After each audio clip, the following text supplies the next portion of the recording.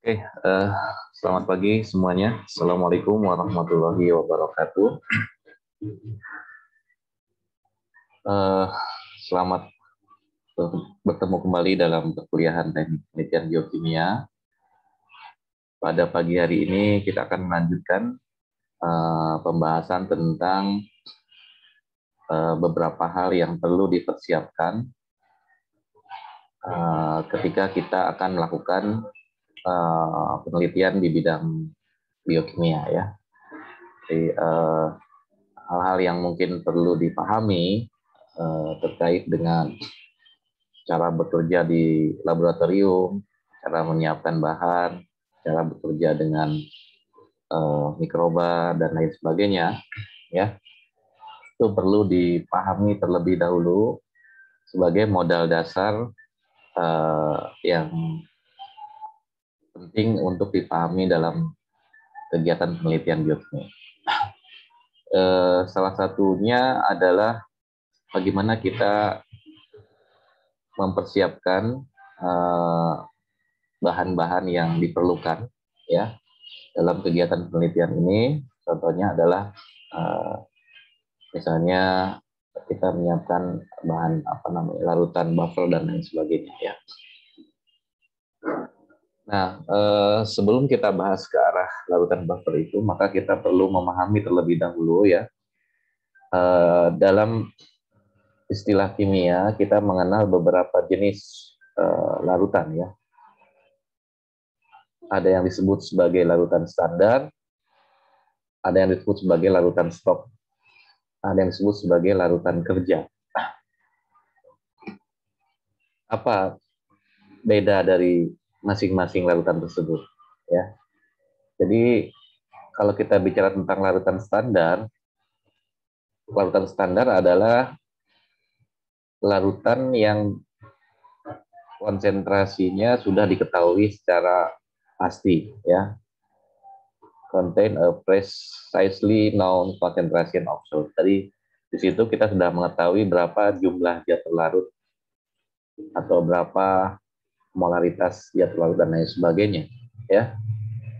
Satuan konsentrasi itu kan bisa dalam bentuk molaritas, dan normalitas. Tentunya Anda sudah paham ya perbedaan di antara ketiganya itu, bagaimana cara menghitungnya dalam stoikiometri kimia ya, ketika kita akan membuat larutan. Jadi sekali lagi, larutan standar adalah larutan yang sudah diketahui konsentrasi zat terlarutnya secara pasti. Misalnya, contohnya larutan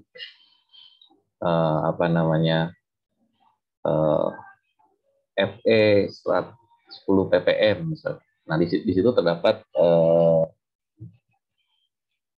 sebanyak 10 miligram logam Fe dalam 1 liter. Berarti kalau kita buat 100 mili, terdapat 1 miligram Fe dalam 100 mililiter. Satuan dari konsentrasi terkadang juga dibuat dalam bentuk persen ya, persen berat, persen volume ya. Kalau kita ingin membuat NaOH 10% misalnya, berapa sih banyak NaOH yang harus kita timbang? Ya, Anda tentunya sudah tahu ya. 10% itu berarti 10 gram dalam 100 ml larutan. Nah, bagaimana dengan satuan ppm, part per million? Anda juga sudah tahu, 1 ppm itu sama dengan 1 mg per 1000 ml atau 1 mikrogram per mililiter. Ya.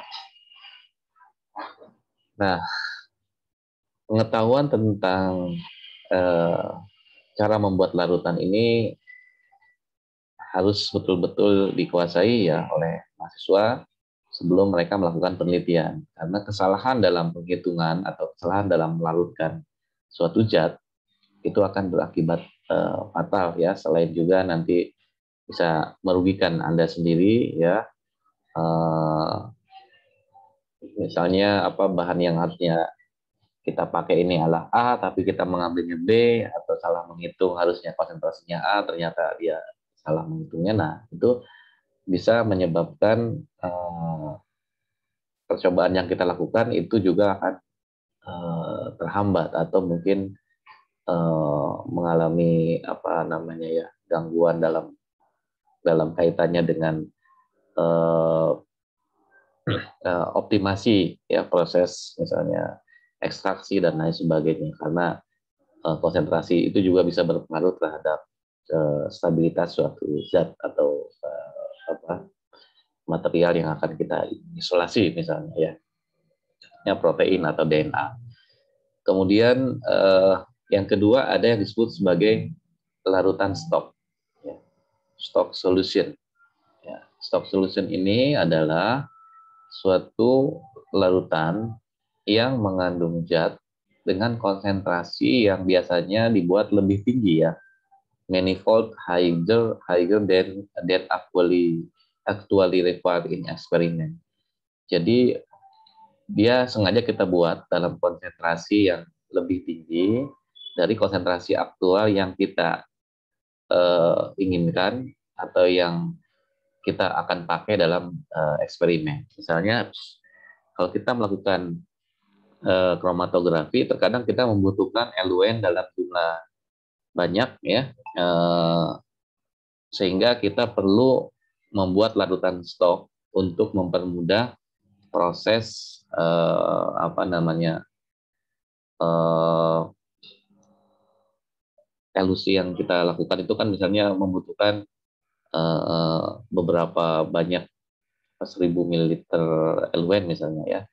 Nah kalau kita buat satu kali itu ternyata kita harus lakukan berulang-ulang, misalnya satu kali tidak berhasil, hasilnya nggak bagus, kita harus buat lagi, bikin lagi larutan stock solution, bikin apa larutan kerja misalnya dengan konsentrasi tertentu, kita timbang lagi, kan agak merepotkan kalau kita harus beberapa kali melakukan penimbangan kemudian melarutkan dan seterusnya. Nah dengan adanya larutan stok ini ya biasanya kita tinggal menghitung berapa banyak sih konsentrasi yang volume yang kita butuhkan dan konsentrasi yang kita inginkan dengan cara pengenceran. Misalnya kita buat larutan stoknya itu adalah 1 molar ya misalnya. Kita ingin buat LUN-nya itu 0,01 molar misalnya. Ya atau 0,5 molar misalnya ya. Berarti kita tinggal mengambil dari larutan stok itu sebanyak yang kita inginkan dengan rumus pengenceran ya, P1N1 sama dengan P2N2. Nanti kita tinggal hitung berapa volume yang harus diambil dari larutan stok itu. Sehingga itu bisa dipakai berulang-ulang. Tinggal kita lakukan pengenceran ya. Jadi biasanya larutan stok ini dibuat untuk pekerjaan yang dilakukan secara rutin atau berulang-ulang ya, that are to be used frequently ya. Frequently itu artinya sering kita lakukan ya. Dan larutan stok ini harus dibuat stabil pada konsentrasi yang lebih tinggi selama beberapa hari ya, dan bisa digunakan setelah kita simpan dan kita larutkan untuk kebutuhan penelitian kita. Jadi hati-hati juga kalau Anda membuat larutan stok, jangan terlalu pekat ya, karena kadang-kadang larutan stok yang terlalu pekat itu akan menyebabkan dia tidak stabil atau kalau mencapai nilai KSP-nya mungkin dia tidak akan larut sempurna gitu ya, dia akan mengendap. Kalau kita simpan selama beberapa hari, mungkin larutannya sudah tidak stabil lagi ya, artinya mungkin ada sebagian zat yang sudah mengendap misalnya. Nah itu berarti konsentrasinya jadi tidak tepat ya. Jadi untuk membuat larutan stok itu kita harus pastikan bahwa larutan itu terlarut sempurna, zat yang terlarut itu larut sempurna dalam larutannya ya, dan stabil pada penyimpanan beberapa waktu. Nah di sini kita bisa lihat beberapa contoh perhitungan ya. Bukan contoh sih, rumus ini ya. Molaritas adalah berat zat larut ya dalam satuan gram per liter larutan dibagi dengan mol molecular weight dari zat larut ya. Jadi rumusnya kan kalau molar itu mol per liter ya, atau gram per ml ya dikali 1000 per P itu kan biasanya ya adalah satuan 1000 mililiter larutan ya. Kemudian kalau molalitas ini berat zat larut dalam satuan gram per kilogram dari solvent ya per ml dari zat larutnya. Ini cara perhitungannya Anda sudah tahu lah ya. Kemudian apa bedanya molalitas dengan normalitas ya? Kalau molalitas itu mol per liter kali berat ekivalen. Ya, berat ekivalennya misalnya kalau HCl kan 1, kalau NaCl 1, kalau H2SO4 2 dan seterusnya ya. Sedangkan ppm adalah gram atau mililiter dari zat terlarut per gram atau mililiter per larutan kali 10 pangkat 6. Kalau gram per mili kan berarti kali 1000 ya. 1 ppm itu sama dengan miligram per 1 liter. Karena ini kan 10 pangkat 6 ya. Kalau gram berarti kalau 1 gram per 1000 liter ya. 10 pangkat 6 ya. Jadi itu perhitungannya ya. Nah, kemudian di sini ada konversi ya dari ppm ke persen ya. 1 ppm itu sama dengan 0,00 sekian persen ya. Jadi kalau kita buat 200 ppm berarti konsentrasinya sama dengan 0,02% ya. Itu cara perhitungan aja ya, yang sebetulnya tinggal dikalikan persentasinya ya. Oke, kemudian yang perlu kita perhatikan adalah dalam penyiapan larutan itu ya, misalnya untuk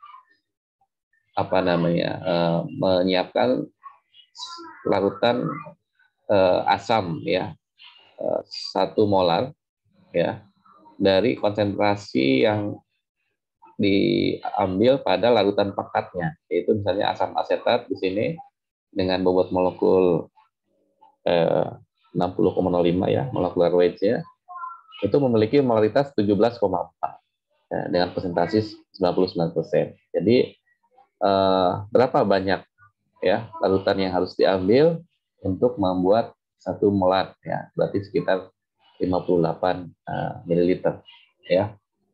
58 ml per 1000 ml ya.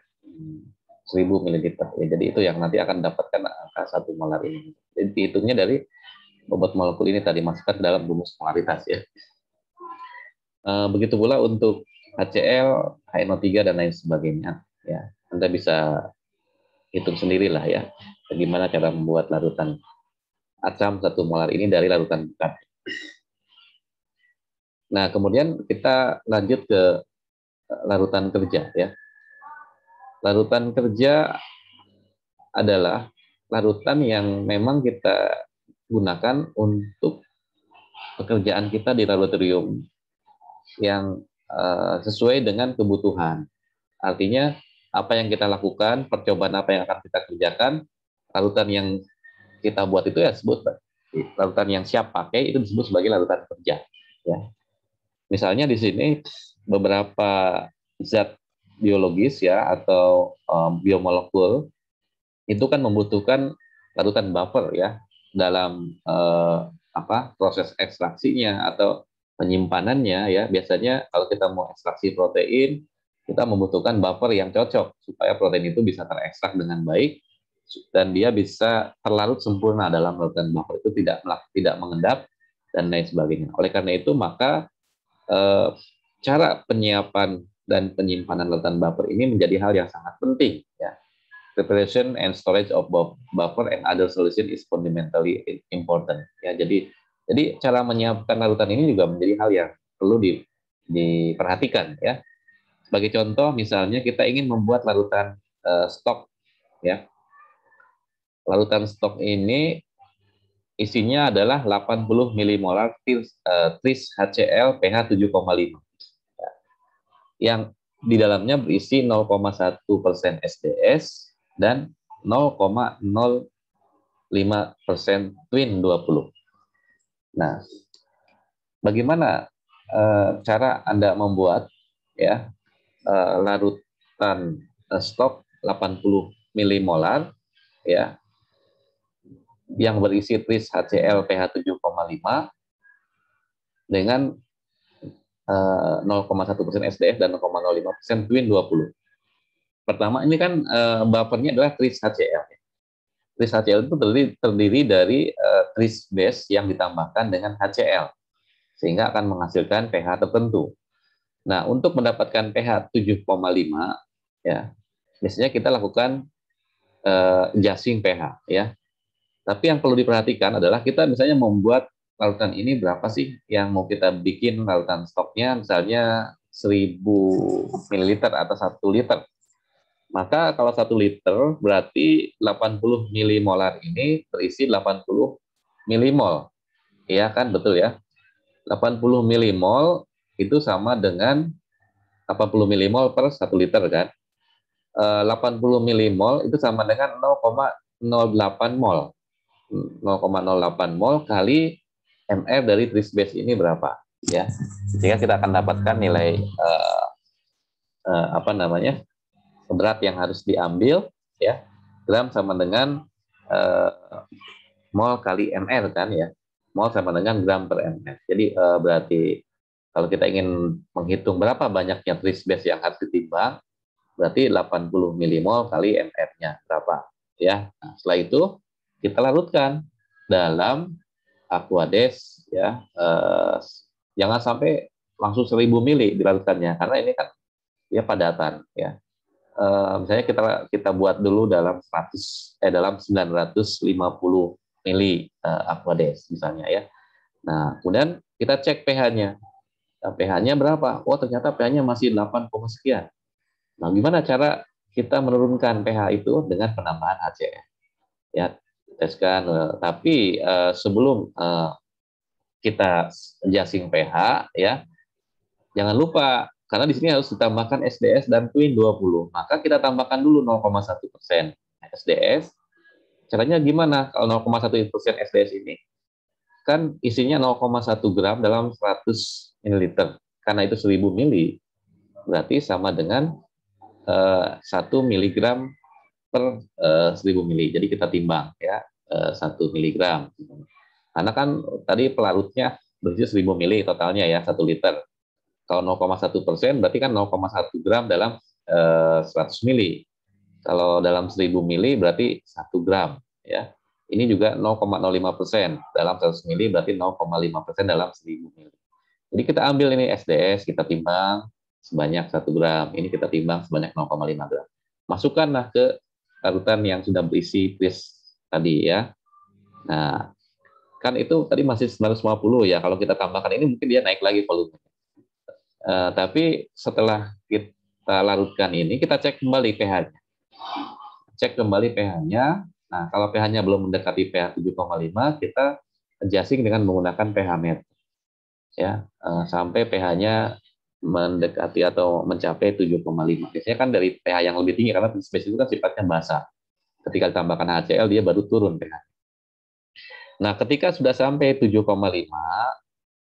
baru kita masukkan ke dalam labu ukur. Ya, kita adjust volumenya sampai 1000 ml. Itu kan pekerjaan yang sebetulnya sepertinya mudah ya. Tapi kalau Anda kerjakan salah, bisa jadi nanti konsentrasi yang Anda peroleh juga salah. Atau mungkin pH-nya nggak tepat.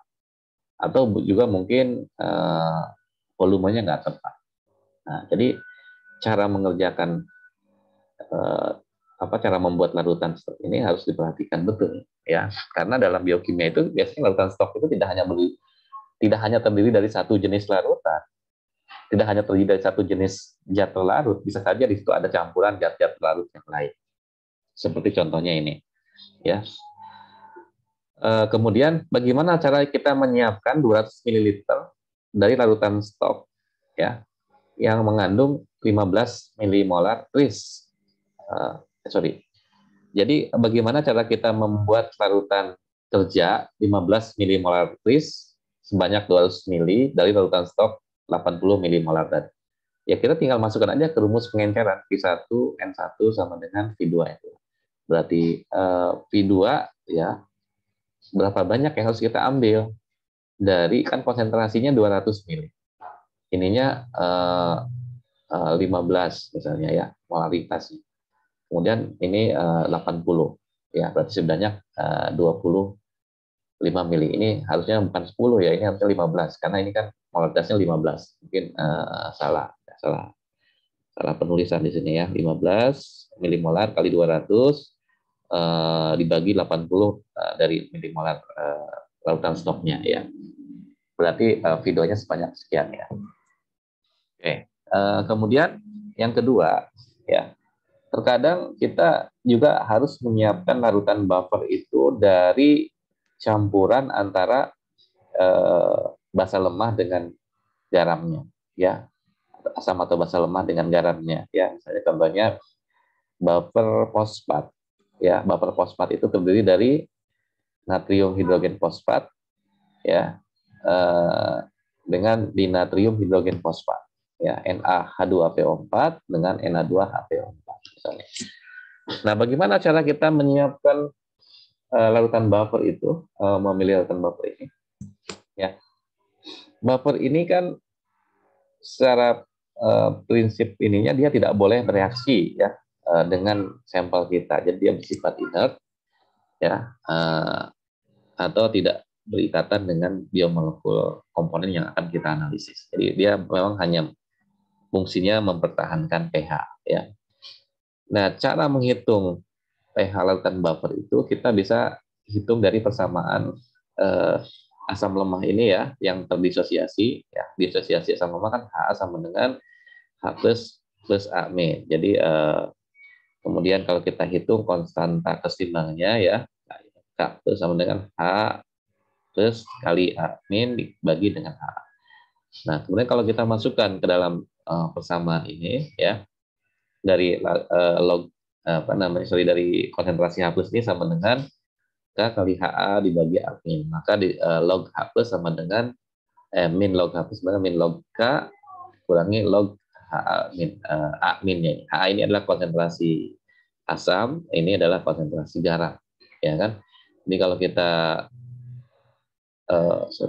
HA ini asam ya, tapi kalau kita balik ya jadi basa dibagi dengan garam, dibagi dengan ini kan min ya, kalau kita rubah ya jadi min H plus min log H plus sama dengan pH pKa min log HA per A min. Kalau kita balikan jadi pH sama dengan pK plus log A minnya jadi naik ke atas kan.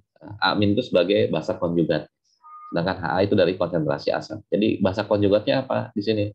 Contohnya kalau buffer fosfat Na H2PO4 itu sebagai asam karena dia akan terdisosiasi menjadi H2PO4 min menjadi HPO4 2 min plus H plus ya, sedangkan Na2-nya sebagai asamnya ya. Jadi kita bisa lihat contohnya di sini misalnya dari rumus yang tadi kita dapatkan ini ya, pH sama dengan pKa plus log konsentrasi dari basa konjugat dibagi dengan konsentrasi dari asamnya. Maka kita bisa hitung contohnya misalnya untuk buffer asetat ya. Anda ingin membuat larutan stok buffer asetat sebanyak 0,1 molar ya. Ini misalnya X mili per ml, volumenya 100 mili ya. Maka yang perlu disiapkan adalah berapa banyak larutan asam asetat, dan asam asetat kan sebagai asamnya ya, sebagai konjugat asam. Sodium asetat sebagai konjugat basa. Nah, kalau kita ingin buat dia konsentrasinya 0,1, maka kita buat 2 kali lipatnya ya, 0,2 molar tambah nanti Y-nya kan 0, jadi kalau kita larutkan sama dengan 0,1. Nah, di sini ada tabel yang menunjukkan berapa banyak zat A dan zat B yang harus dilarutkan untuk mencapai volume 100 mili sehingga kita mendapatkan pH yang diinginkan. Misalnya Anda ingin buat larutan baper asetat dengan pH 4,5 ya, sebanyak 100 mili. Maka kita lihat di sini 4,5 tidak ada ya, adanya 4,6. Ya udah ya, kita ambil yang 4,6 aja misalnya di sini ya. X itu apa? X itu adalah larutan dari A.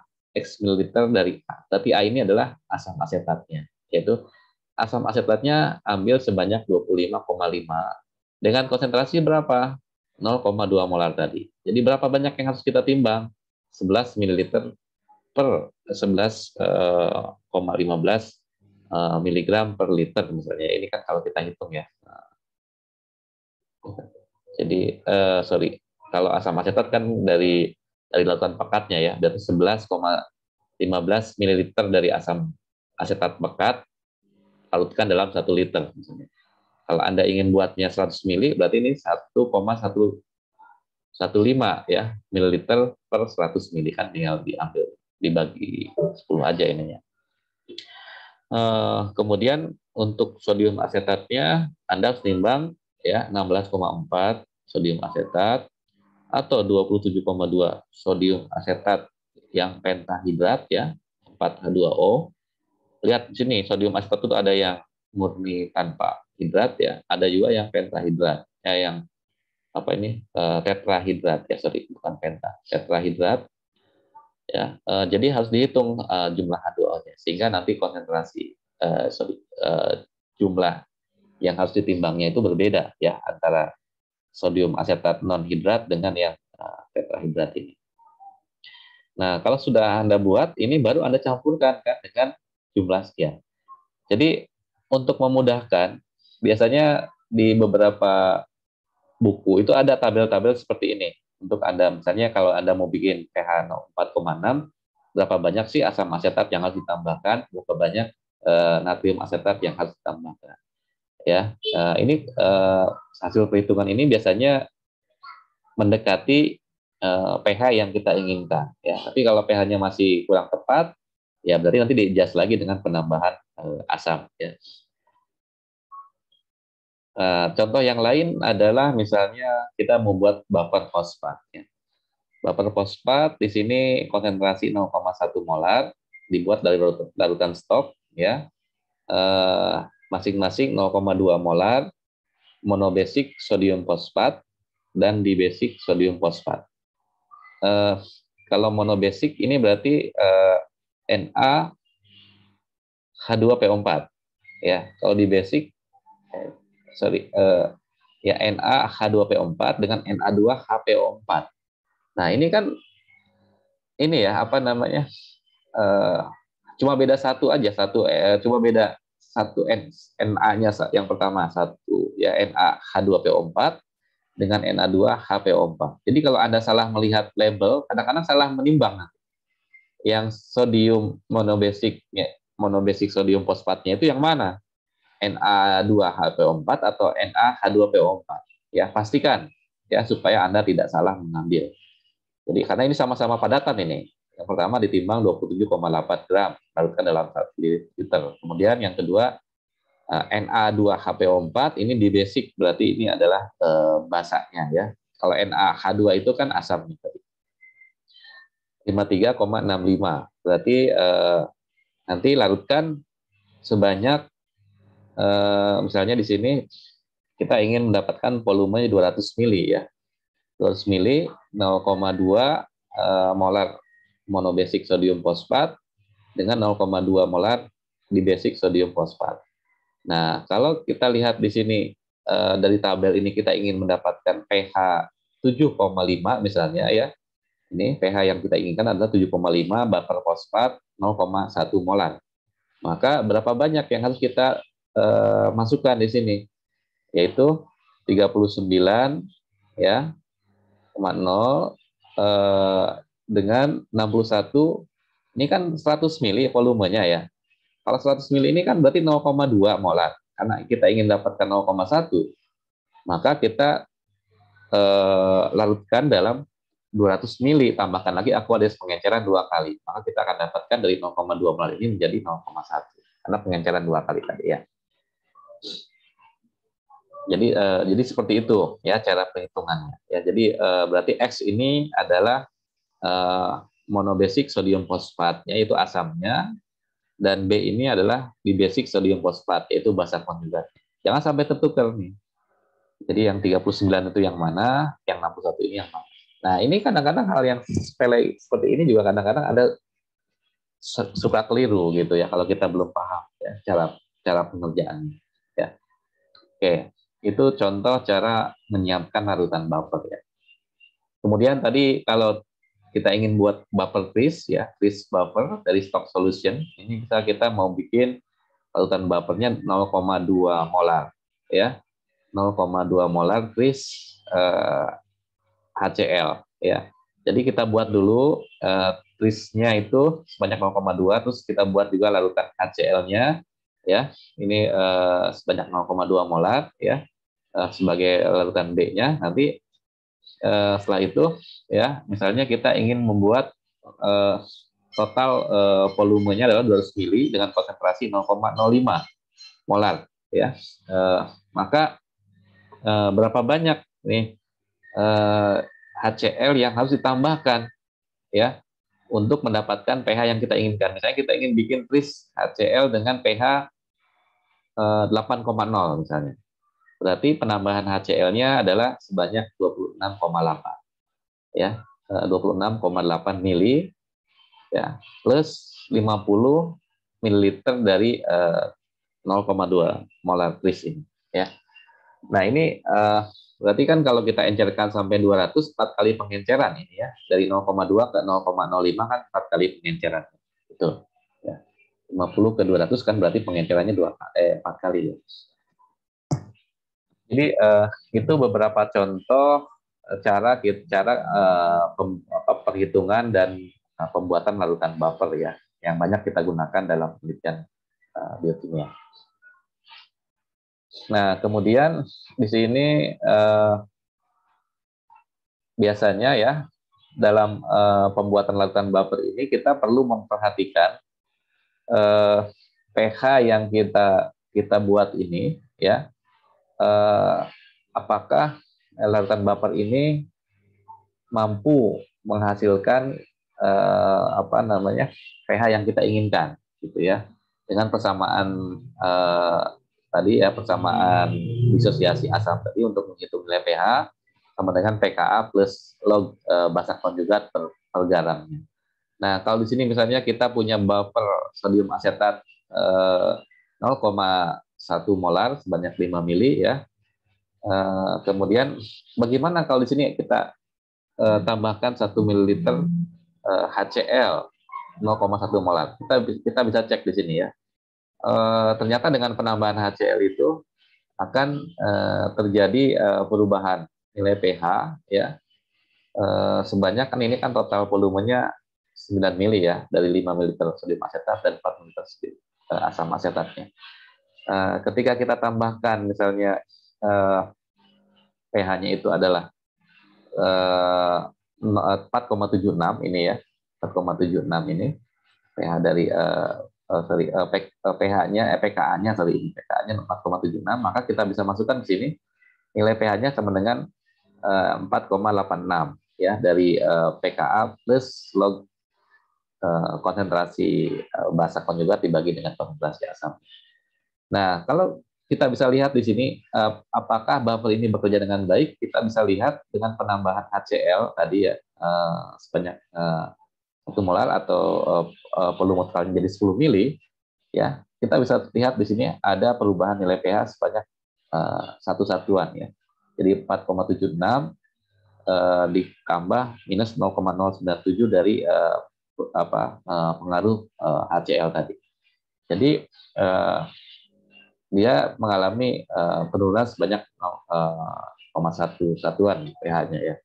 Nah, di sini berarti larutan asam tadi ya itu bisa menyebabkan nilai pH dari buffer asam itu menjadi lebih rendah dengan adanya HCl tadi.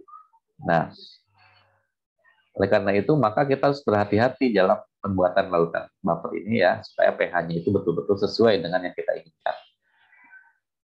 Oke, beberapa hal yang perlu diperhatikan ya ketika kita menyiapkan larutan buffer adalah ya pastikan ya kapasitas larutan buffer itu memenuhi pH yang kita inginkan ya. Jadi possess adequate buffering capacity in required pH range ya. Jadi pH yang misalnya kalau kita ingin bikin pH 7,9 ya, 7 sampai 9, maka nilai pKa ini kan yang paling mendekati 8,3 misalnya ya. pH larutan buffer yang paling cocok untuk bekerja di daerah 7 sampai 9 itu adalah buffer tris ya.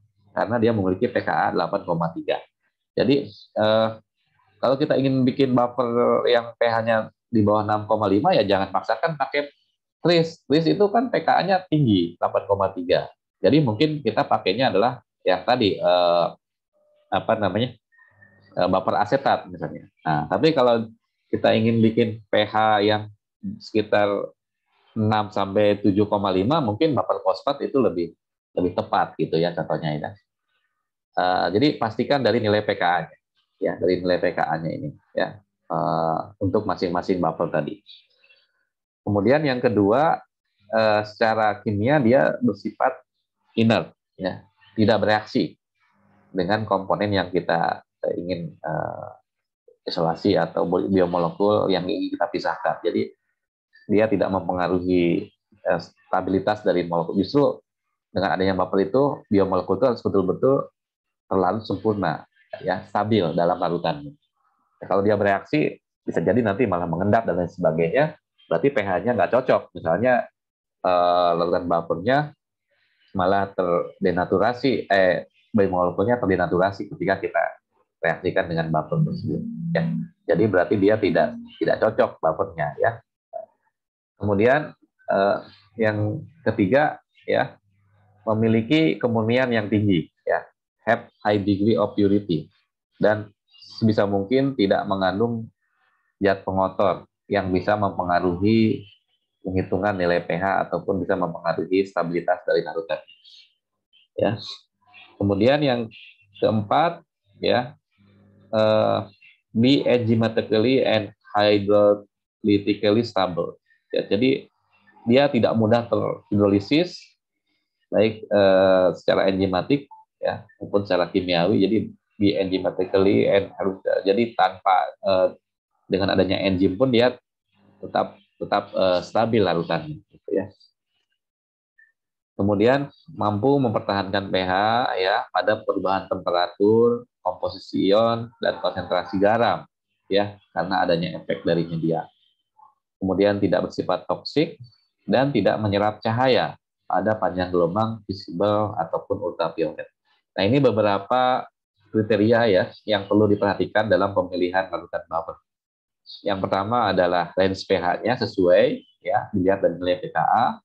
Kemudian dia tidak bereaksi dengan sampel ya, bersifat inert, memiliki kemurnian yang tinggi ya, yang mau dibuat buffer tersebut ya, tidak boleh mengandung banyak pengotor, kemudian stabil dan tidak mudah terhidrolisis,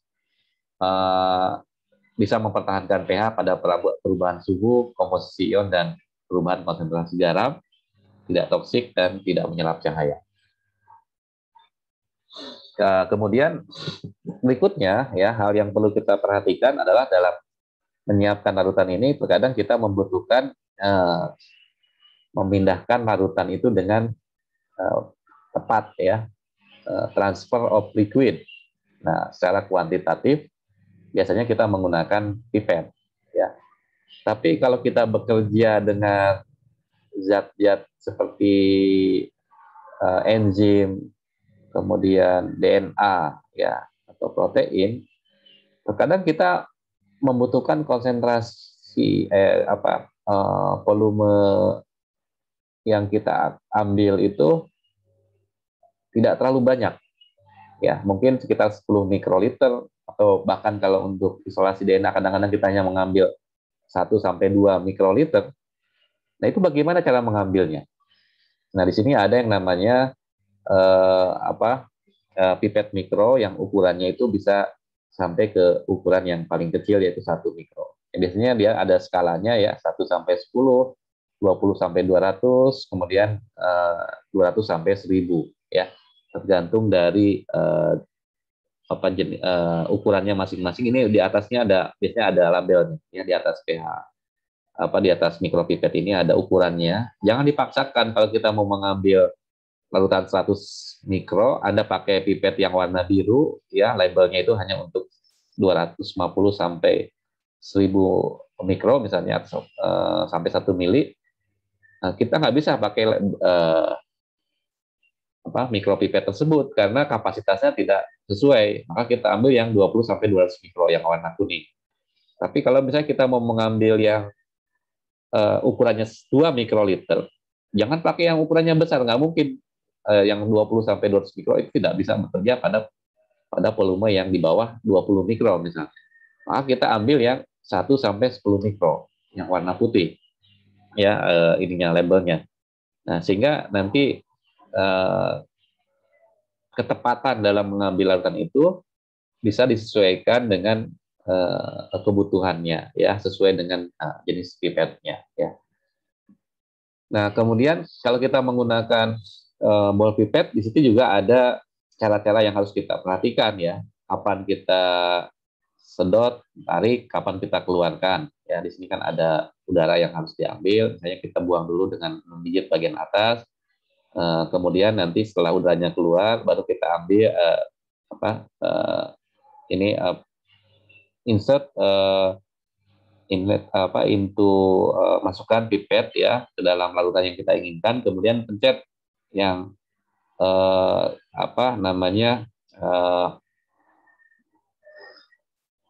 tulisan S ya, bukan tulisan ya,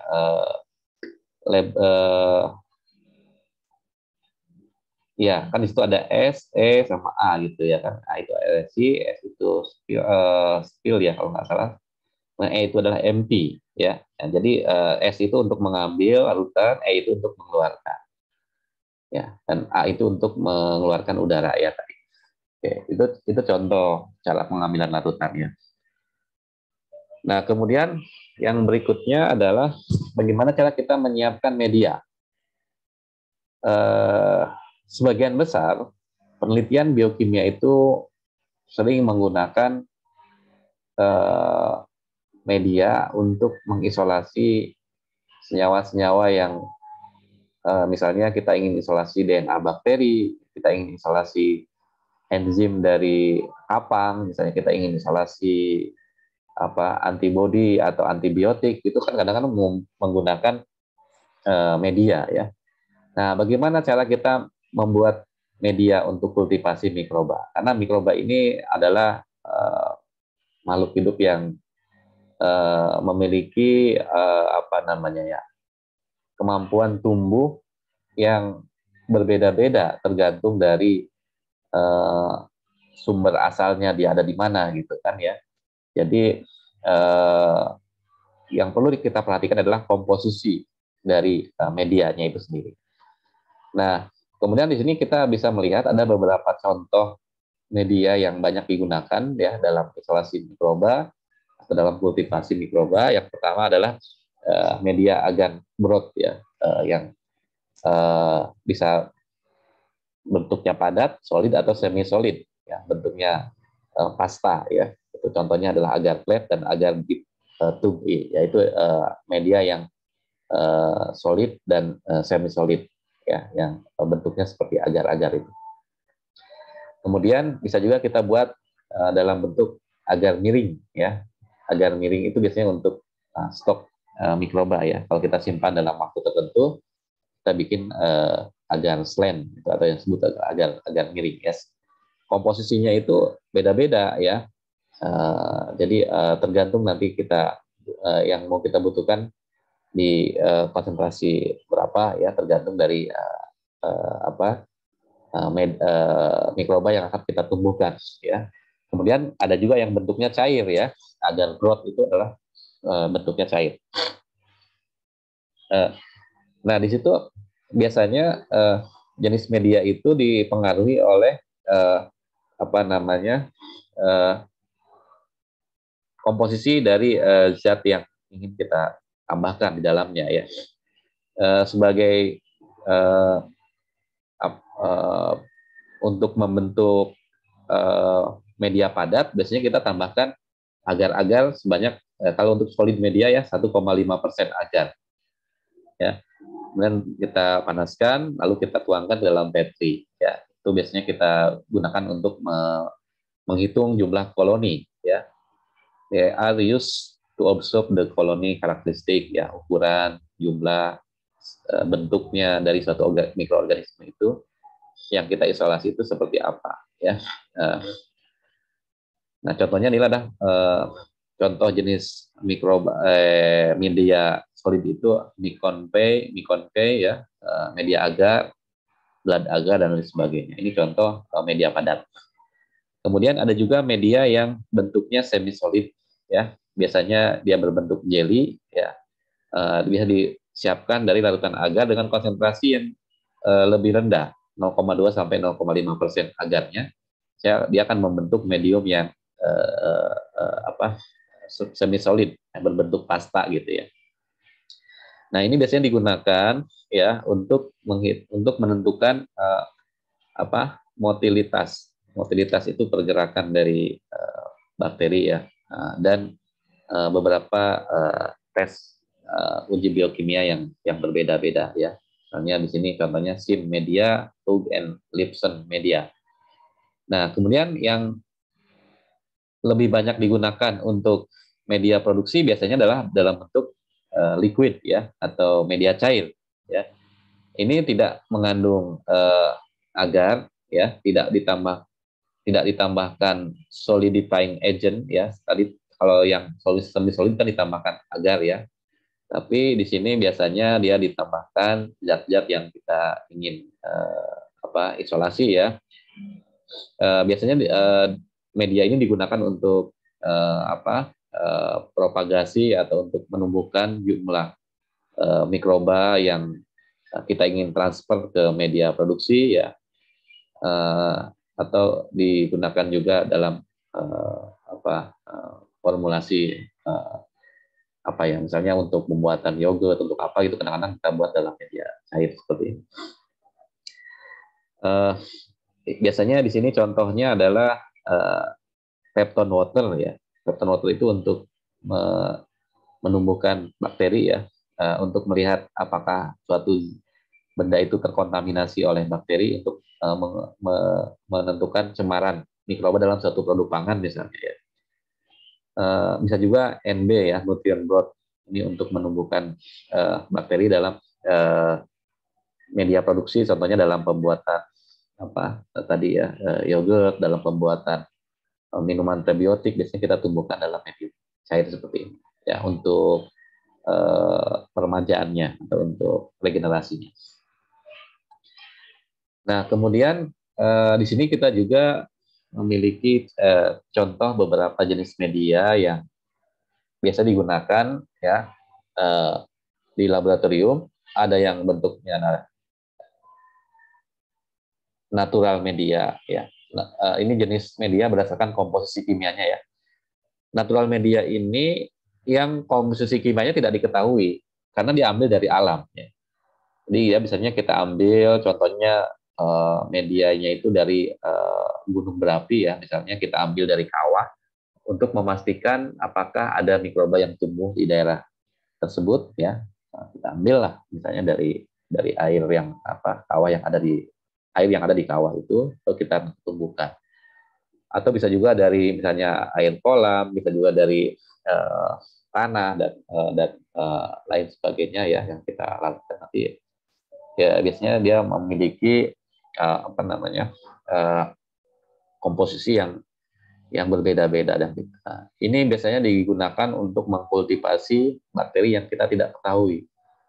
Ya, contohnya tadi kita ingin mengisolasi bakteri termofilik dari kawah gunung berapi, ya kita ambil medianya dari air kawah itu sendiri. Ya.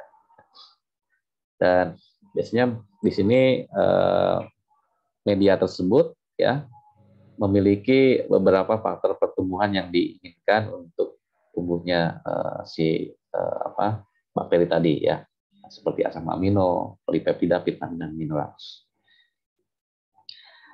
Kemudian yang kedua ada yang disebut sintetik media ya. Media yang disiapkan dengan menambahkan sejumlah tertentu konsentrasi zat anorganik atau organik yang bahan-bahan kimia yang berupa zat organik atau anorganik ya ke dalam larutan yang sudah kita siapkan ya, sehingga komposisi kimianya itu diketahui secara pasti ya, ini yang disebut media sintetik. Jadi sengaja kita tambahkan zat-zat tertentu yang dibutuhkan oleh si mikroba itu ya untuk tumbuh. Misalnya di situ ada mineral, ada asam amino, ada yeast extract dan lain sebagainya ya. Ada juga yang disebut semi sintetik ya. Jadi sebagian dari zat yang ada di dalam media itu diketahui komposisinya ya. Contohnya ya, misalnya di sini ada nutrien agar, PDA ya, potato dextrose agar dan lain sebagainya. Biasanya semi sintetik ini digunakan untuk fungsi media yang umum ya, general purpose media. Apakah untuk melihat morfologi, apakah untuk mengisolasi, ya, apakah untuk mengkarakterisasi mikroba dan lain sebagainya. Ya. Itu bisa bisa juga untuk menyeleksi ya, media selektif. Ya. Apakah ada mikroba tertentu yang tumbuh dalam media yang kita inginkan, misalnya untuk mengisolasi mikroba selulase, enzim mikroba yang menghasilkan enzim selulase, maka kita tumbuhkan dalam media yang hanya bisa ditumbuhkan oleh bakteri tersebut ya. Nah, itu yang disebut sebagai media selektif, dan itu komposisinya biasanya sudah diketahui walaupun tidak semuanya ya. Di sini contoh media yang kita ingin buat, misalnya media sintetik ya, yang berisi beberapa zat mineral. Di sini misalnya kalium ya, NH4, kalium hidrogen fosfat ya, amonium klorida, CaSO4. Ini kan zat-zat yang mungkin dibutuhkan di dalam pertumbuhan mikroba tadi. Ada kalsium, magnesium ya, dan yeast extract ya, sumber peptidanya, laktat ini untuk sumber karbohidratnya ya. Kemudian dilautkan dalam air. Ini untuk membuat media sintetik sebanyak 1 mili, misalnya dengan pH 7 sampai 7,5. Bagaimana cara membuatnya? Ya kita timbang sebanyak 0,5 gram, 1 gram, misalnya ini 1 gram.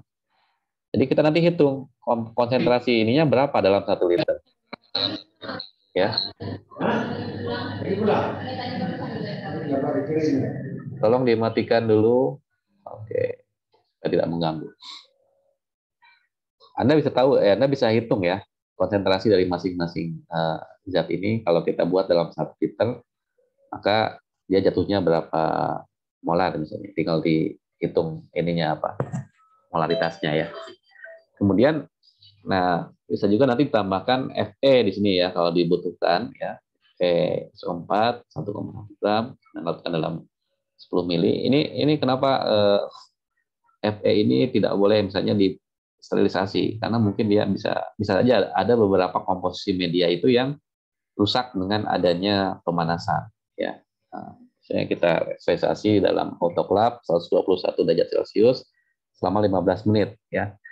Nah, dalam formulasi media terkadang ada zat-zat tertentu yang tidak boleh disterilisasi dengan menggunakan pemanasan ya. Jadi itu harus disterilisasi dengan cara yang lain, misalnya dengan menggunakan filtrasi dan lain sebagainya. Itu tujuannya apa? Supaya zat tersebut tidak rusak ya selama pemanasan. Nah, kemudian berikutnya di sini contoh cara mengisolasi mikroba ya dalam media kultivasi. Di sini ada beberapa jenis tabung ya, tabung yang biasa kita gunakan untuk mengisolasi ya. Ada yang tertutup, ada yang menggunakan plastik, ada yang menggunakan metal, ada yang menggunakan kapas ya. Nah ini contohnya ya, ini jadi media yang kita gunakan untuk mengisolasi. Bisa dalam bentuk Petri dish, bisa juga dalam bentuk media padat seperti ini. Ya. Nah, ada beberapa hal yang perlu diperhatikan ya ketika kita mau mengisolasi mikroba itu, pastikan bahwa semua peralatan yang kita gunakan itu harus steril ya. Jangan ada kontaminasi dari organisme lain atau dari mikroba yang lain yang bisa tumbuh di situ ya. Nah, biasanya cara melakukan sterilisasi itu ada yang menggunakan panas, ada yang menggunakan filtrasi, ada yang menggunakan zat kimia atau disinfektan ya. Tujuan dari sterilisasi itu adalah untuk menghilangkan, mematikan mikroba patogen atau kontaminan yang tidak dibutuhkan dalam kultivasi atau percobaan. Jadi biasanya kalau kita mau mengisolasi mikroba tertentu, pastikan bahwa media yang kita gunakan itu tidak mengandung kontaminan. Caranya bagaimana? Berarti medianya harus disterilisasi. Kemudian yang kedua, peralatan yang kita gunakan. Alat-alat gelas yang mau kita pakai untuk mengisolasi itu, kemudian cawan petrinya, kawat osenya, dan lain sebagainya, itu harus dipastikan steril sebelum Anda melakukan kultivasi mikroba. Termasuk tangan Anda sendiri, ya, Anda bekerja di laminal air flow, Anda harus menggunakan sarung tangan, atau kalaupun tidak menggunakan sarung tangan, Anda menggunakan disinfektan gitu ya, untuk memastikan bahwa tidak ada kontaminasi dari luar yang bisa masuk ke dalam media tersebut. Ya. Jadi selain menggunakan laminal air flow, kita juga harus memastikan bahwa media yang kita gunakan itu dan alat-alat yang kita gunakan itu tidak terkontaminasi. Kesuksesan proses kultivasi sangat dipengaruhi oleh peralatan dan teknik bekerja yang aseptik. Jadi ini pengalaman yang mungkin membutuhkan keterampilan khusus ya bagi orang-orang yang mau bekerja di lab mikrobiologi yang berkaitan dengan isolasi dan kultivasi mikroba. Mereka harus punya kemampuan teknik bekerja yang aseptik. Ya, teknik bekerja yang aseptik itu bagaimana? Teknik bekerja yang bisa meminimalkan terjadinya kontaminasi. Ya, bagaimana cara menggunakan laminal airflow, bagaimana cara memindahkan kultur mikroba, ya, bagaimana cara mengisolasi mikroba, itu ada teknik-teknik yang harus diperhatikan. Ya. Nah, salah satu teknik bekerja yang aseptik ini adalah bagaimana Anda bisa melakukan sterilisasi dengan baik. Ya. Nah, sterilisasi ini ada beberapa cara. Yang pertama bisa menggunakan panas, ya, hot air. Bisa juga menggunakan wet heat, ya, menggunakan uap. Kalau dry hot air ini biasanya menggunakan sterilisasinya bisa menggunakan oven, ya, dry oven. Jadi menggunakan udara yang dipanaskan. Itu biasa digunakan untuk mensterilisasi peralatan gelas pipet yang kosong, ya, yang tidak ada larutannya lah gitu ya. Di peralatan-peralatan gelas yang masih belum digunakan, ya, itu bisa kita sterilisasi dengan menggunakan oven pada suhu 160 sampai 180 selama 1 sampai 3 jam. Sedangkan untuk sterilisasi media biasanya kita menggunakan autoclave, yaitu menggunakan uap, ya, moist itu kan uap air, dengan cara kita panaskan air pada suhu 100 derajat Celcius, ya. Kemudian nanti ditutup rapat sehingga tekanannya itu sekitar 1 atmosfer, ya, 121 derajat Celcius. Kemudian kita biarkan selama beberapa menit biasanya, ya. Ini untuk mensterilisasi beberapa larutan yang termostabil, ya. Kemudian susu, milk, ya. Ini bisa menggunakan autoclave, ya. Eh, Kemudian yang ketiga, yang ketiga itu adalah dengan menggunakan filtrasi. Filtrasi ini biasanya kita menggunakan membran filter yang memiliki ukuran pori tertentu sehingga bisa menahan adanya mikroba. Biasanya range porinya itu di antara 8 sampai 0,05 mikrometer ya, ukuran porinya ini. Jadi di bawah itu 0,05 sampai 8 mikrometer ya jadinya. Jadi bakteri itu bisa tertahan gitu ya di membran filtratnya itu. Contohnya di sini kita menggunakan selulosa asetat membran ya. Biasanya ini digunakan untuk mengeluarkan ya mikroba dari larutan yang termolabil, larutan yang mengandung zat-zat tertentu yang ketika dipanaskan itu bisa rusak larutannya. Jadi kita gunakan membran filter ini untuk melakukan proses sterilisasinya ya, untuk memisahkan mikroba patogen dari medianya ya. Dan dia bisa menahan bakteri karena ukurannya kan lebih kecil dari ukuran bakteri membran. Diameter membrannya lebih kecil dari ukuran bakteri. Kemudian yang terakhir, yang keempat adalah penggunaan bahan kimia ya. Misalnya ethylene oxide ya atau beta propiolactone ya. Ini biasanya digunakan untuk membersihkan plastik dish ya atau pipet ya. Ya ini yang kalau menggunakan pelarut organik kan biasanya dia larut ya. Jadi harus dipastikan bahwa dia tidak larut dalam disinfektannya. Ya. Kemudian beta propiolactone ini untuk living tissue ya, jaringan-jaringan hidup yang mungkin perlu di apa namanya di sterilisasi. Kalau menggunakan autoclave kan bisa mati ini ya. Jadi bisa menggunakan beta propiolactone. Nah, kalau untuk disinfektan kita ya cukup menggunakan alkohol 70% saja. Misalnya tangan kita mau dibersihkan gitu pakai chemical ya bisa juga menggunakan alkohol ya. Nah, kemudian di sini ada beberapa peralatan yang digunakan untuk transfer biakan ya atau transfer kultur mikroba yang akan kita gunakan untuk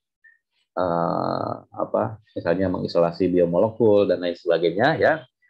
Maka biasanya kita menggunakan apa yang disebut sebagai kawat ose ya, transfer needle atau transfer loop yang ada bolongan di atasnya. Kalau needle itu kan berupa jarum ya, kemudian ini loop yang ada lingkaran kecil di atasnya ya. Ini biasanya kalau untuk isolasi mikroba pakai media padat biasanya pakai kawat ose ini ya. Nah, kawat osenya ini harus kita sterilisasi dengan cara apa? Dibakar menggunakan Bunsen ya. Kemudian diamkan selama 10 detik sebelum digunakan. Ya, tujuannya dibakar ini untuk apa? Untuk mematikan mikroba-mikroba yang ada di permukaan atau di jarum kawat ose ini ya. Jadi untuk subkultur biasanya ya kita menggunakan kawat ose seperti ini kalau dari media padat. Tapi kalau dari media cair kita bisa menggunakan pipet ya dengan tadi ball pipet ini ya. Tapi pastikan pipetnya ini sudah steril sebelum kita gunakan untuk memindahkan mikroba tersebut. Kemudian kalau kita mau lakukan screening bisa juga kita menggunakan kawat ini untuk media padat ya biasanya digunakannya ya. Nah, di sini ada teknik memindahkan kultur mikroba. Ini mungkin dalam mikrobiologi sudah dijelaskan ya, bagaimana cara kita mengisolasi mikroba dari satu media ke media yang lain, dari agar miring ya. Pertama, kita tulis dulu label yang akan kita gunakan untuk memindahkan kultur tadi ya, misalnya E. coli apa gitu ya, terus di sininya ya, kultur E. coli, kasih label, kemudian setelah itu, nah kultur E. coli yang diambil dari stok solutionnya dari agar miring ini, kita simpan di bagian depan tangan kiri kita. Jadi kita memegang dua tabung itu, ya.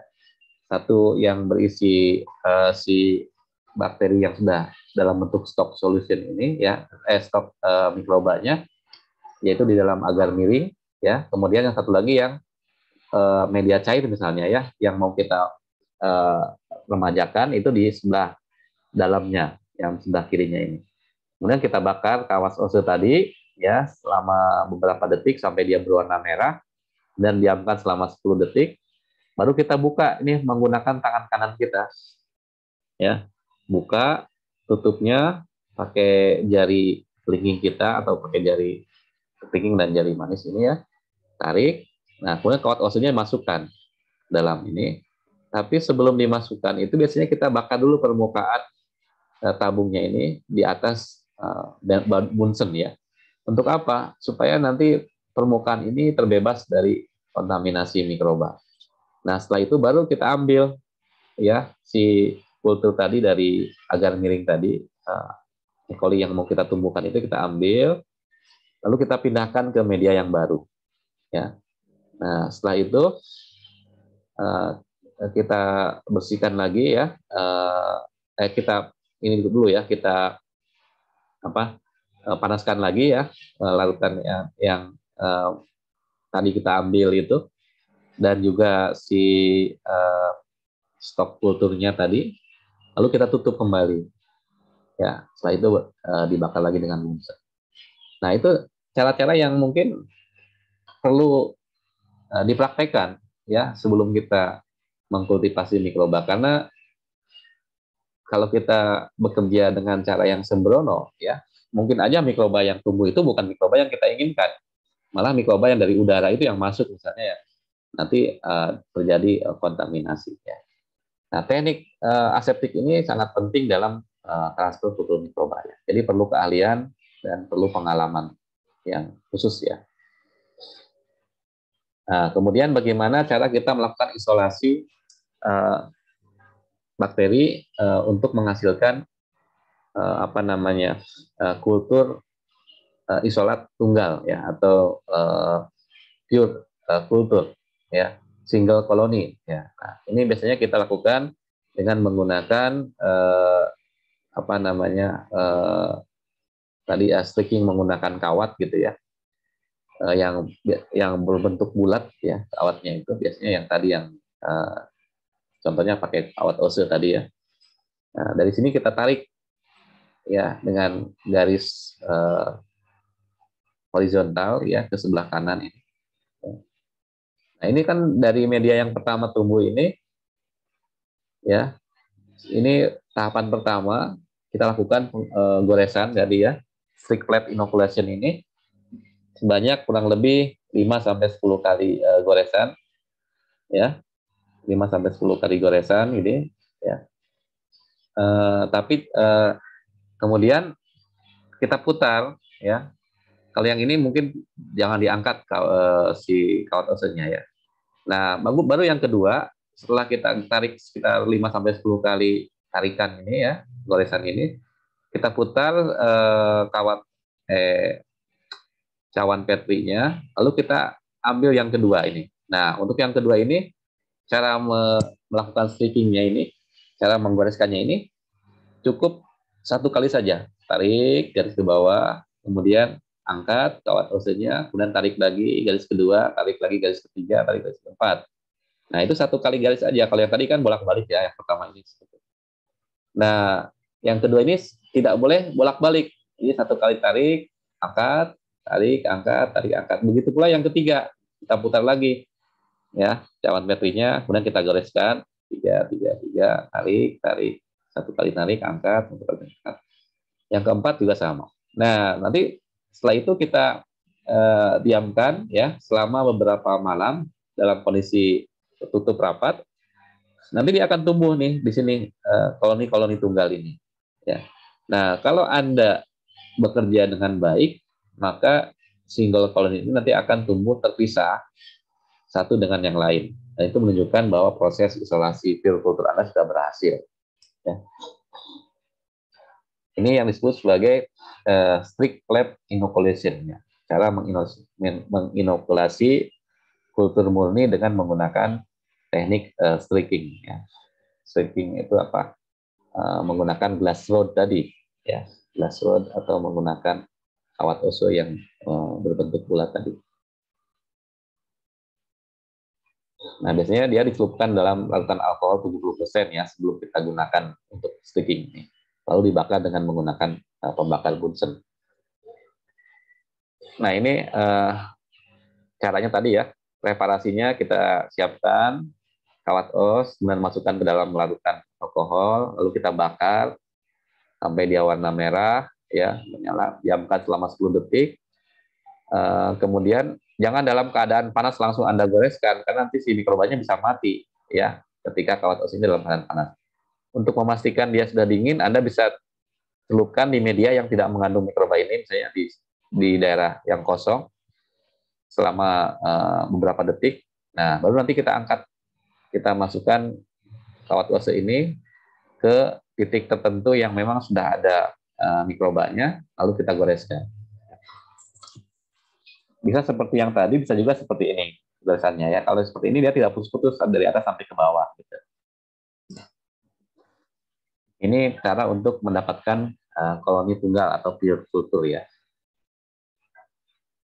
Nah, bisa juga menggunakan split plate teknik ya, pakai media semi cair yang tadi kita masukkan di situ, kita lakukan spreading dengan menggunakan spreading rod ya. Spreading rod ini kawat yang bentuknya seperti huruf S ini ya. Seperti huruf Z atau S ya. Oke. Kemudian yang lainnya kalau kita ingin menentukan jumlah mikroba yang tumbuh, biasanya kita lakukan penghitungan total koloni ya. Bisa menggunakan koloni counter, bisa juga menggunakan teknik apa namanya dilution ya, serial dilution ini. Jadi dilakukan dalam konsentrasi berapa kali pengenceran ya. Dari sini kita masukkan ke plate counter ya. Bisa juga dalam kalau untuk larutan ini kan kita encerkan sebanyak 6 kali pengenceran misalnya ya. Kemudian kita ambil sebanyak 0,1 mili untuk masing-masing pengenceran tadi kita tempatkan di dalam media. Lalu kita hitung nanti jumlah koloninya dengan menggunakan koloni counter tadi ya. Jadi nanti kita akan dapatkan nilai CFU ya, Central Forming Unit per mililiter atau per larutan yang kita gunakan. Dan ini menunjukkan jumlah koloni pada masing-masing plate dikali faktor pengenceran ya. Jadi nanti bisa kita hitung ya berapa CFU mikroba yang tumbuh dalam media kita. Ini biasanya untuk menghitung apa namanya jumlah koloni ya dalam satu media pertumbuhan. Itu kalau kita mau membuat apa namanya ya berupa pertumbuhan mikroba ya, kita juga harus membuat perhitungan ya total koloni ini juga.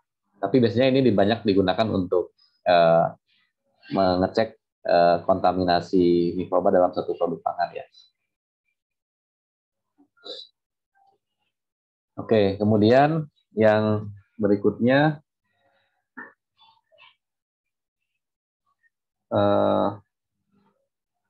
kita bekerja kadang-kadang membutuhkan beberapa peralatan instrumen yang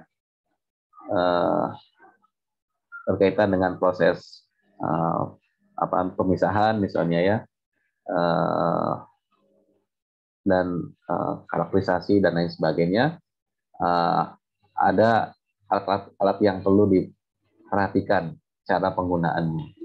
Salah satunya di sini adalah centrifuge, ya.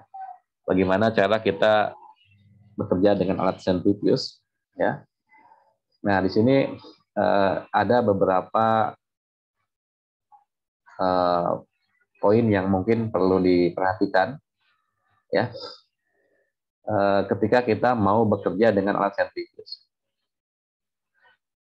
Jangan pernah menggunakan alat centrifuge, ya, di atas kecepatan rata-rata yang, ya, maksudnya maksimalnya berapa, Anda naikkan dengan di atas kecepatan yang maksimal speed-nya itu akan menyebabkan kerusakan, ya, rotornya.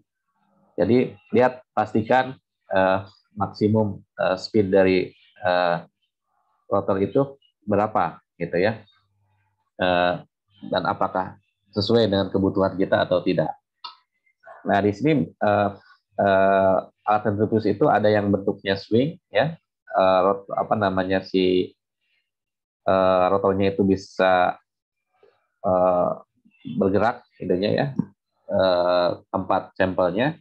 Ada yang bentuknya fix. Jadi kalau yang fix ini kita menggunakan tabung, nanti di sini dia tetap tidak akan berubah posisinya. Tapi kalau yang swing ini dia akan berayun gitu, ya, nanti dia akan berubah jadi lebih. Biasanya ini centrifuge yang lama dan dia digunakan untuk pemisahan zat-zat yang ukurannya lebih besar, ya. Kemudian cek, ya, rotor ini ketika akan digunakan, ya, apakah pada saat kita pasang itu sudah tepat posisinya, ya. Jangan sampai nanti pada saat kita jalankan ternyata masih kendor, ya. Kemudian jangan menaruh rotor sembarangan gitu, ya. Jadi pada saat kita masukkan itu harus tepat ininya. Kemudian selalu dibersihkan, ya, menggunakan sikat atau menggunakan kain, ya, pembersih. Kalau ada alat yang rotornya sudah agak kendor atau misalnya si roda-rodanya itu sudah tidak bekerja dengan baik, ya, mengalami kerusakan, jangan dipaksakan. Biasanya dia akan menyebabkan rotornya itu akan terlepas keluar gitu karena dia tidak terkunci dengan baik, atau mungkin lepas seiring dengan perputaran yang sangat tinggi, gitu, ya. Bisa disebabkan karena dia memang sudah tidak kompatibel lagi untuk digunakan, ya. Jadi nah, ini contoh kalau kita menggunakan alat centrifuge yang ukurannya sampai ke 100.000 RPM misalnya, ya, untuk pemisahan DNA, pastikan bahwa rotor itu bekerja dengan baik dan posisinya tepat, gitu, ya, di dalam alat centrifuge. Karena apa? Karena kalau rotor yang digunakan itu posisinya tidak tepat pada saat dilakukan proses sentrifugasi, ini kan kecepatannya sangat tinggi, jadi dia akan terlempar keluar dengan gaya sentrifugal yang sangat besar. Itu bisa menyebabkan ledakan, ya. Contohnya seperti ini, alat sentrifuge ini hancur karena apa? Karena rotornya tidak tepat atau memang alatnya mungkin sudah goyah, ya, mengatur kuncinya itu mungkin, sehingga itu bisa menyebabkan ledakan ataupun kerusakan. Ini contoh sentrifuge yang mengalami malfungsi, ya, sehingga menghasilkan proyektil yang keluar dari rotor itu sehingga menghancurkan dan menyebabkan suara yang sangat keras, itu, ya, berisik, gitu. Nah, kalau ini terjadi, ya, segera matikan alat sentrifuge tersebut dan segera cek, ya, alatnya. Agar alat sentrifuge itu bisa bekerja optimal, ya, maka pastikan cara menaruh sampel kita ini. Kalau kita punya sampel satu botol, dia harus ada dalam keadaan seimbang, setimbang ya, kiri kanannya. Jadi dia harus, misalnya kalau kita taruh di sebelah kiri, nggak boleh di kanannya itu kosong. Kalau kita cuma punya satu botol, bagaimana supaya kita menyeimbangkannya? Kita masukkan larutan air atau apa buffer atau media yang memiliki ukuran sama dengan yang ada di sampel kita, ya, untuk menyeimbangkannya.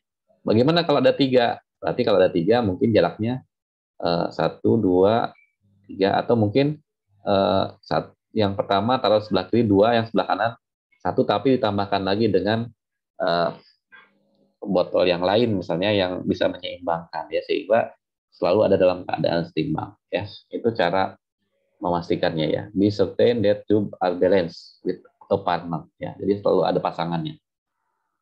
Jangan lupa untuk menutup uh, si rotor ini dengan uh, apa baik, ya. Don't forget to include cup when wedging the tube forward. Menutup tabung yang kita gunakan untuk memisahkan, ya, arsitus ini. Kemudian pastikan rotor yang kita gunakan ini sudah terikat kuat, ya. Ini kan ada knobnya nih bagian atas. Jadi dia tidak akan pecah, tidak akan lepas, ya. Selama itu kita ikat, kita kuatkan, ya, dengan menggunakan tangan, atau kita bisa menggunakan juga kunci dan lain sebagainya, ya. Kemudian ya pokoknya yang pasti si rotornya ini harus tepat posisinya dan dia harus terkunci dengan baik, ya. Dan jangan menggunakan sampel yang terlalu banyak, ya. 3/4-nya itu udah maksimal. Jadi jangan sampai full sampelnya kita ini, misalnya kapasitas tabung solvalnya itu 100 mili, Anda masukkan 100 mili juga, nanti bisa tumpah kemana-mana sampel. Kemudian cara mengeluarkannya, ya, pastikan, ya, bahwa zat-zat yang kita mau pisahkan itu, ya, dia tidak mengandung sesuatu zat yang membahayakan, ya. Atau kalaupun mengandung zat-zat yang membahayakan, itu, ya, dilakukan proses pemisahan terlebih dahulu menggunakan vakum misalnya, ya. Kemudian bersihkan peralatan yang mau kita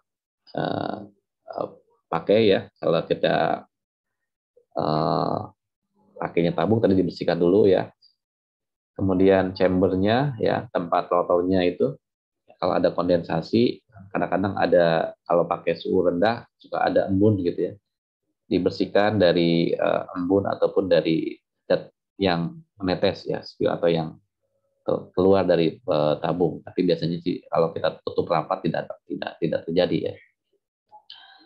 Kemudian jangan pernah membuka sentrifuge dalam keadaan rotor sedang menyala, ya. Ketika dia sedang berputar kencang, pintu atasnya kita buka, ya, itu bisa menyebabkan kerusakan yang fatal, ya. Kemudian jangan menggunakan tangan atau alat-alat lain untuk mengambil bagian tabung ketika rotor itu masih berputar, ya. Jadi pastikan rotornya itu berhenti dulu baru kita ambil, gitu, ya. Nah, ini kadang-kadang kita susah untuk apakah alat itu bekerja dengan baik dengan cara memastikan rotor itu berputar secara ini, ya.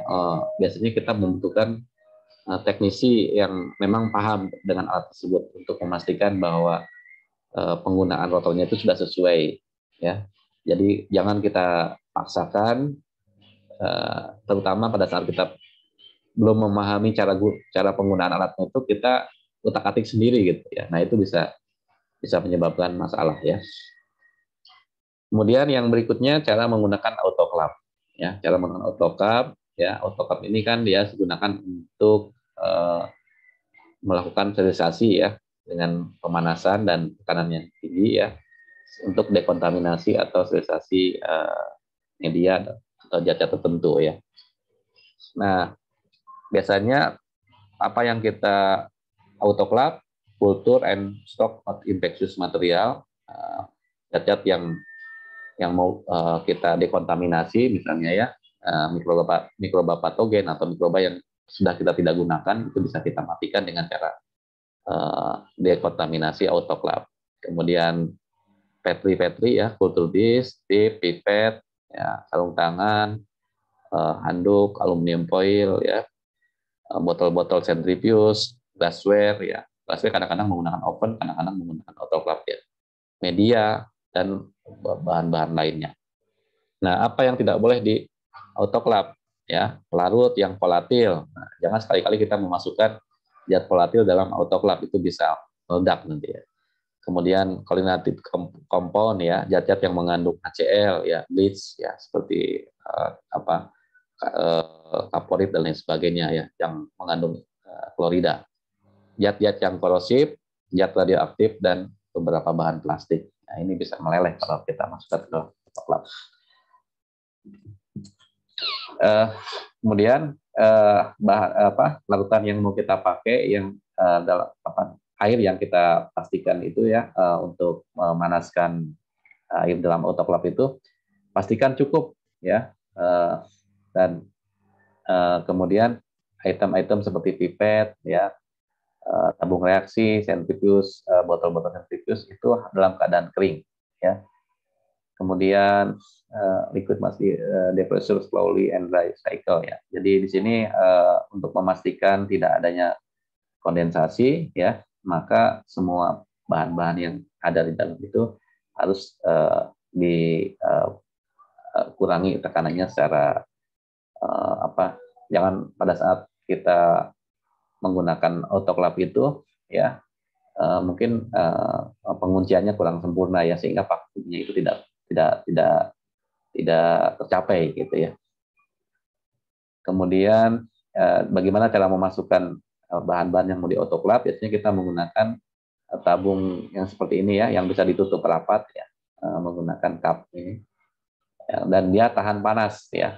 Jadi kalau yang cupnya tidak tahan panas itu tidak boleh, ya.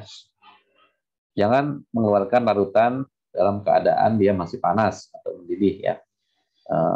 Jika memungkinkan gunakan glassware untuk mendinginkan sebelum kita memindahkan. Nah, kalau kita menggunakan bahan yang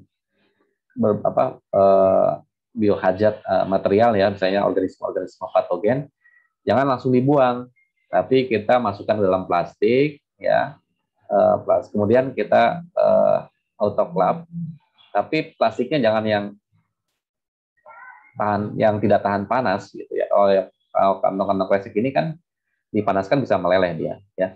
Jadi biasanya kita menggunakan bahan-bahan yang tahan panas. Kemudian jangan terlalu penuh juga di sini, ya. Pipet bekas yang terkontaminasi, ya, bahan-bahan padatan itu harusnya disterilisasi terlebih dahulu sebelum dibuang, ya. Dimasukkan bekas-bekas sisa-sisa pekerjaan kita ini dalam wadah tertentu, ya. Kemudian nanti masukkan ke dalam tas biohazard, ya. Setelah itu masukkan ke dalam kontainer. Nah, gitu baru kita lakukan proses sterilisasi, ya. Nah, ini contoh penggunaan plastik polietilen atau polipropilen yang bisa meleleh, ya, ketika dia dipanaskan dalam autoclave. Jadi dia bisa merusak alatnya. Jangan kita menggunakan plastik seperti ini. Gunakan peralatan seperti kalau untuk peralatan gelas, ya, Pyrex, ya, itu yang tahan panas, ya, metal, polipropilen, polikarbonat, dan plastik yang memang dia tahan terhadap panas. Oke, kemudian pastikan air yang digunakan itu minimal 2 cm, ya, dari jarak glassware atau dan jangan terlalu penuh, jangan sampai terlalu banyak air yang kita gunakan, ya, untuk menghasilkan uap gitu. Jadi biasanya, ya, kurang lebih sekitar 30-50%, ya. Jangan melebihi 75% volume. Nanti terlalu banyak uapnya itu malah nanti proses autoclave-nya tidak akan optimal, ya, penetrasi steam-nya itu. Kemudian gunakan waktu, ya, dan ya suhu yang sesuai ya. Biasanya sekitar 121 derajat Celcius selama 30 menit. Ini maksimal ya, kadang-kadang 15 menit, kadang-kadang 20. Kurang lebih lah seperti itu ya. Jadi itu beberapa peralatan yang mungkin digunakan untuk menyiapkan media atau untuk menyiapkan larutan ya, yaitu centrifuge dan autoclave. Nah, perhatikan cara penggunaannya sesuai dengan fungsinya masing-masing ya. Biasanya kita menggunakan kalau kita tidak tahu cara penggunaannya, kita bisa baca dari katalog dari tutorial yang ada di dalam buku katalog alat tersebut ya, atau di dalam petunjuk penggunaan alat tersebut. Oke, jadi itu mungkin yang beberapa hal yang berkaitan dengan persiapan bekerja di laboratorium ya. Yang terpenting adalah pastikan bahwa kita bekerja dengan aman ya, sesuai dengan petunjuk-petunjuk yang ada di dalam modul ataupun dalam percobaan yang kita akan lakukan ya. Tangani bahan, media dan lain sebagainya dengan cara-cara yang baik ya, sehingga tidak menyebabkan kerugian bagi diri kita dan orang lain ya. Kecelakaan kerja dan lain sebagainya itu bisa terjadi ketika kita tidak memahami cara kita bekerja di laboratorium dengan baik ya. Jadi sekali lagi think safety ya, itu adalah budaya kita yang harus diterapkan dalam bekerja di laboratorium ya. Karena safety bukan hanya untuk diri kita, tapi juga untuk orang-orang yang bekerja di laboratorium ya. Dan selalu ingatkan orang yang bekerja di lab itu agar mematuhi semua peraturan dan rambu-rambu yang ada di laboratorium supaya terhindar dari hal-hal yang tidak kita inginkan ya. Safety begin with teamwork. Jadi Anda bekerja itu kan tidak sendirian. Jadi kadang-kadang ya saling mengingatkan di antara kita itu menjadi hal yang sangat penting ya, untuk keselamatan diri kita dan orang lain. Baik, mungkin itu saja yang bisa saya sampaikan untuk pertemuan hari ini. Jika ada pertanyaan, kami persilakan. Apakah ada yang mau ditanyakan terkait materi yang saya sampaikan tadi?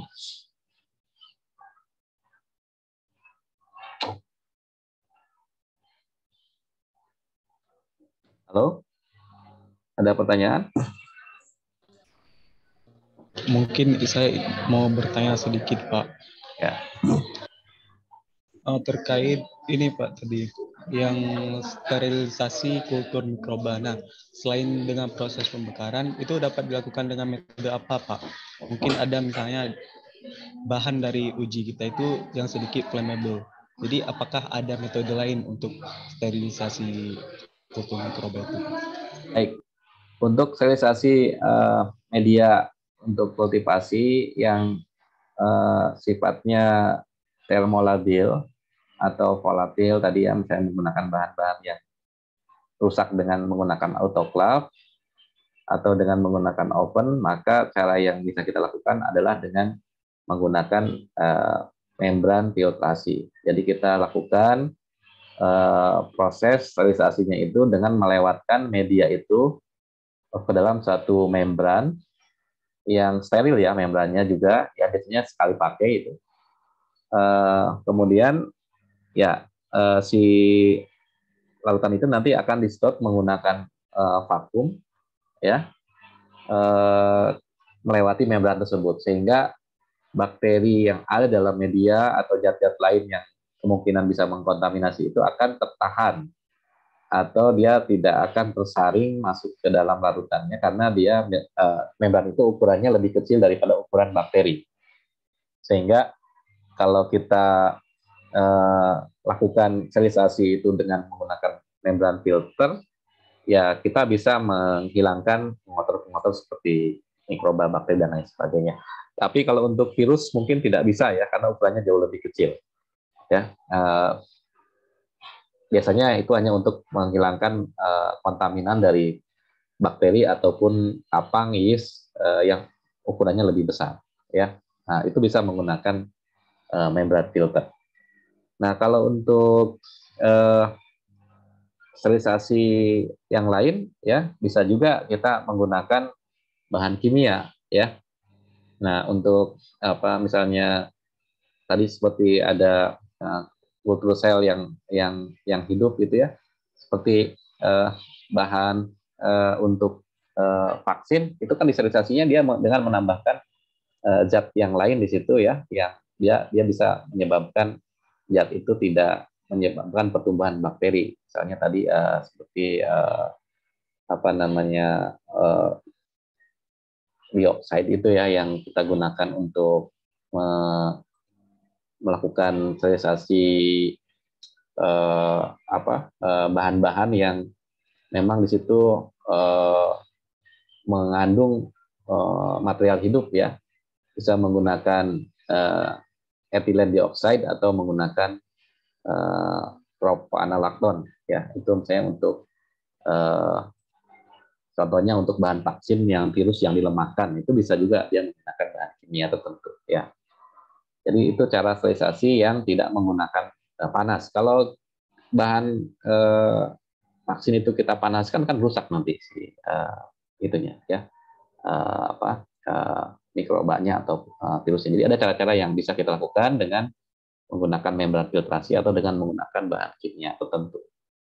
Demikian ya untuk pertanyaan ya yang berkaitan dengan sterilisasi senyawa yang tidak stabil dengan pemanasan. Ya, silakan ada lagi.